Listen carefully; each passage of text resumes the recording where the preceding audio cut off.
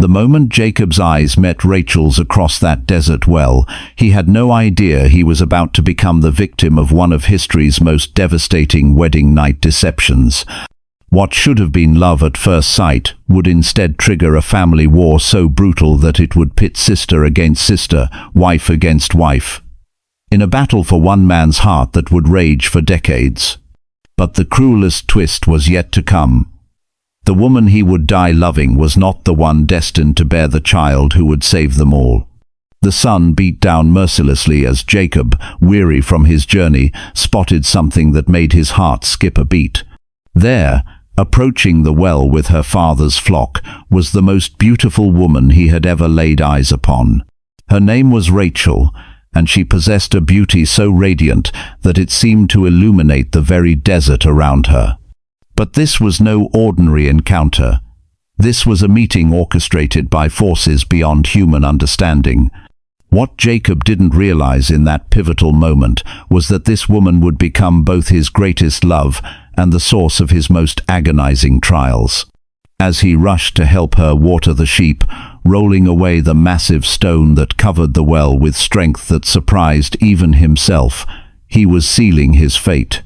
The kiss he gave her in greeting was not just a gesture of kinship. It was the first act in a drama that would test the very limits of human endurance. Rachel was the daughter of Laban, Jacob's uncle, and as she led him to her father's house, neither could have imagined the web of deception that Laban was already weaving in his mind. For Laban was a man who saw opportunity in every relationship, and Jacob's arrival represented the chance of a lifetime. But there was something else Laban knew that would complicate everything, something about Rachel's older sister that would shatter Jacob's dreams and reshape his destiny. 7 years. That was the price Laban demanded for Rachel's hand in marriage. 7 years of labor, 7 years of longing, 7 years of a love so intense that, as the scriptures tell us, they seemed like mere days to Jacob.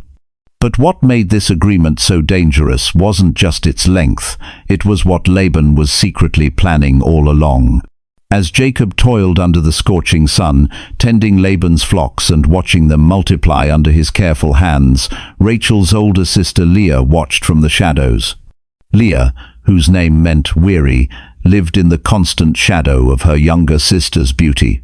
The scriptures describe her eyes as tender or weak, a possible indication of poor vision, or perhaps a reference to eyes made soft by years of tears shed in solitude. Day after day, Leah witnessed Jacob's devotion to Rachel. She saw how his face lit up whenever Rachel appeared, how he worked with renewed vigor when Rachel was near, how he counted each day that brought him closer to claiming her as his bride. What Leah felt during those 7 long years remains one of history's most heartbreaking untold stories. Did she harbor secret feelings for the man who barely noticed her existence? Did she resent her sister's effortless beauty, or did she simply resign herself to a life of perpetual spinsterhood? The wedding day arrived with all the fanfare befitting such a momentous occasion. Jacob had fulfilled his obligation, had proven his love through 7 years of faithful service, and now the moment he had dreamed of was finally at hand. The celebrations began at sunset, as was the custom, with wine flowing freely and the entire community joining in the festivities. The bride, heavily veiled according to tradition, was led to the wedding tent as Jacob's heart pounded with anticipation. But in the darkness of that tent, in the most intimate moment of what should have been Jacob's greatest triumph, lurked a deception so cruel that it would redefine betrayal itself. Dawn broke mercilessly, and with it came a revelation that would haunt Jacob for the rest of his days. The woman lying beside him was not Rachel. In the cruel light of morning, Jacob found himself face to face with Leah, the sister he had never wanted, the woman he had never loved, now irrevocably his wife. The rage that consumed Jacob in that moment was matched only by his devastation. He had been deceived in the most fundamental way possible. His 7 years of labor, his dreams, his very identity as Rachel's beloved, All had been built on a lie that Laban had been orchestrating from the very beginning. But Laban's response to Jacob's fury revealed the depths of his cunning. Custom demanded that the older daughter marry first, he explained with infuriating calm. However, he wasn't without mercy. Jacob could have Rachel too, for another 7 years of service. The man who had already given 7 years of his life for love was now being asked to give 14. What choice did Jacob have? His love for Rachel burned too fiercely to abandon, yet he was now bound to Leah by sacred vows that could not be undone. In a single night, Jacob had gone from being the devoted suitor to being trapped in a polygamous marriage with 2 sisters. One he desperately loved, and one who represented everything he had never wanted. The dynamics in that household were toxic from the very first day. Rachel, beautiful and beloved, but now sharing her husband with her own sister, was consumed with jealousy and rage. Leah, finally married but to a man who could barely look at her without being reminded of his stolen dreams, lived with the daily humiliation of being the unwanted wife. But God, it seemed, had his own plans for this dysfunctional family. In a twist that would prove both ironic and devastating, the Lord looked upon Leah's affliction and opened her womb, while Rachel, the favored wife, remained barren. This divine intervention didn't bring healing. Instead, it intensified the competition between the sisters to unbearable levels. Leah's first son, Reuben, was born with her desperate hope that now, surely, Jacob would love her. She named him with words that revealed the depth of her longing. "The Lord has looked upon my affliction, surely now my husband will love me." But Jacob's heart remained unchanged, and Leah's hope turned to bitter disappointment.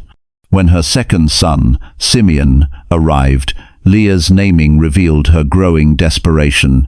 "Because the Lord has heard that I am hated, he has given me this son also." The word hated cuts like a knife through the centuries, revealing the emotional wasteland that Leah's life had become.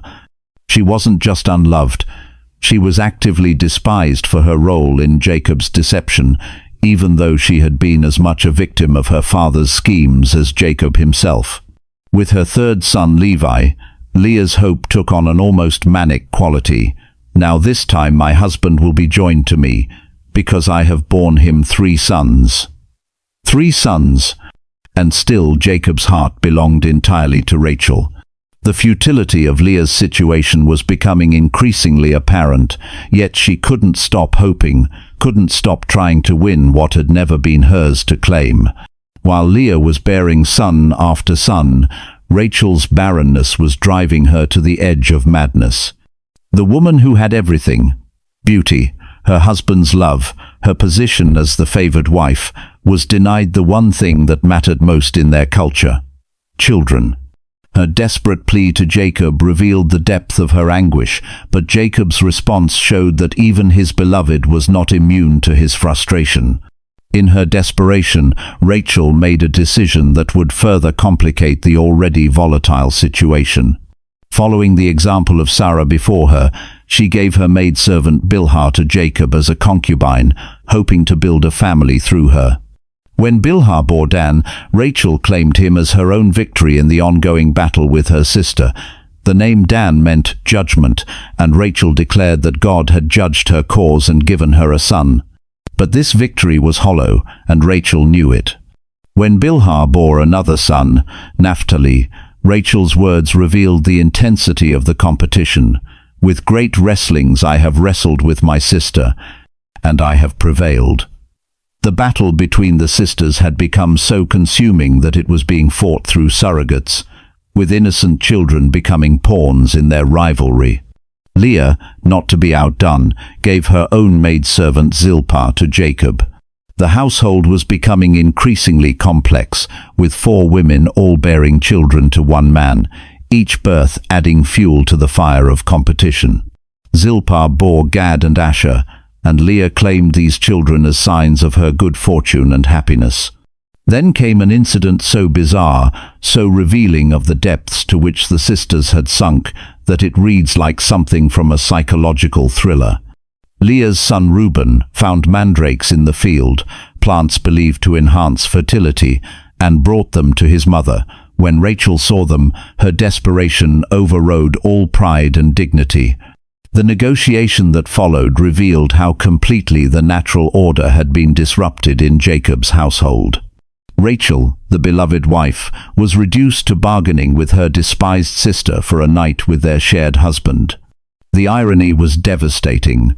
The woman Jacob loved was trading away his affections for a superstitious chance at fertility. That night, as Jacob reluctantly came to Leah's tent, both women must have felt the hollowness of their victory and defeat. Leah had won a night with her husband through negotiation rather than love, while Rachel had sold what she treasured most for a handful of plants. But God's response to this sordid arrangement was unexpected. Leah conceived again, bearing Issachar, whom she named with words that revealed her complex feelings. God has given me my hire, because I gave my maidservant to my husband.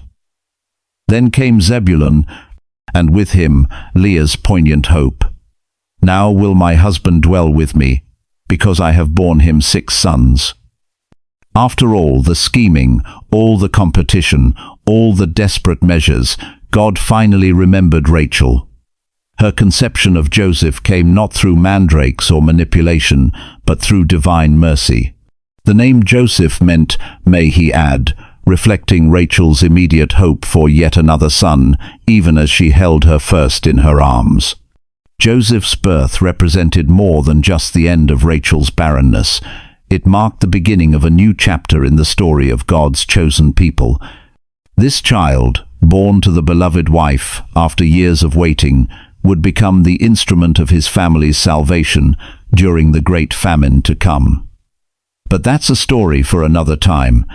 For now, the birth of Joseph seemed to bring some measure of peace to the troubled household. Rachel had finally achieved motherhood, Leah had proven her value as a bearer of sons, and Jacob had a growing family that would become the 12 tribes of Israel. But the story of Rachel and Leah doesn't end with reconciliation and happiness. The patterns established in those early years of marriage, favoritism, the competition, the jealousy, would continue to shape their family for generations.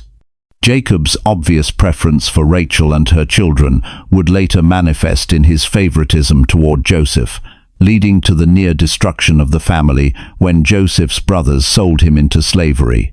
The tragedy of Rachel and Leah's story lies not just in their individual sufferings, but in how their father's deception and their husband's favoritism created a cycle of pain that extended far beyond their own lives. Leah, who spent her entire marriage trying to earn love that would never come, became the mother of Judah, through whose lineage the Messiah would eventually come. Rachel, the beloved wife, died giving birth to Benjamin and was buried on the road to Bethlehem, her tomb becoming a symbol of Israel's weeping for her children. The irony is profound. The unloved wife became the mother of kings and priests, while the beloved wife's legacy was marked by both triumph and tragedy. Their story serves as a reminder that human plans and divine purposes often diverge in ways we could never anticipate, and that sometimes our greatest blessings emerge from our deepest sufferings. In the end, both women played crucial roles in the formation of the nation that would be called Israel, a name that means "he who wrestles with God." Perhaps that wrestling began not with Jacob's famous encounter with the angel, but with 2 sisters locked in an eternal struggle for love, recognition, and purpose, in a world that seemed determined to deny them all 3. Their story continues to resonate across the millennia because it touches on the most fundamental human experiences: unrequited love, sibling rivalry, the longing for acceptance, and the complex ways that God works through our very human failings to accomplish His purposes.